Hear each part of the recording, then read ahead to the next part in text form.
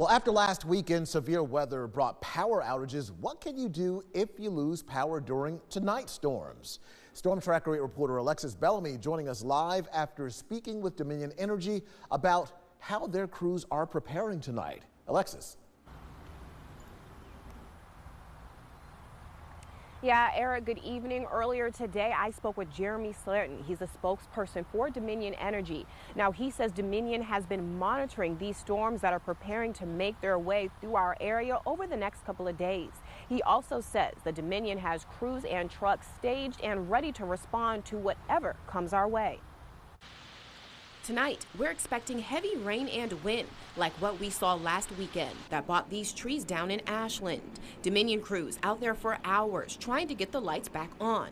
Slanton says before you lose power, make sure all your essentials are in one place, like medicine and non-perishables. One of the first things you can do is make sure you download our Dominion Energy app.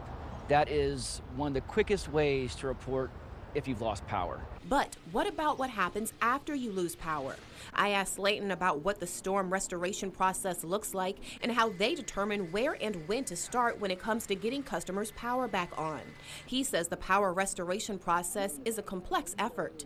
So when we go about the storm restoration process, we target the critical infrastructure first. So we're talking about 911 communication centers, water treatment facilities, hospitals, those sorts of critical infrastructure. And then, after power is restored, there's the cleanup. But what role does Dominion play when it comes to cleaning up some of the community's hardest hit areas after it's all over? If you come across a scene and we have a broken pole and we had to replace that pole, we'll remove that pole. We'll remove the broken cross arm or the transform. We'll take that equipment away. Sometimes it's a matter of prioritizing the restoration process first.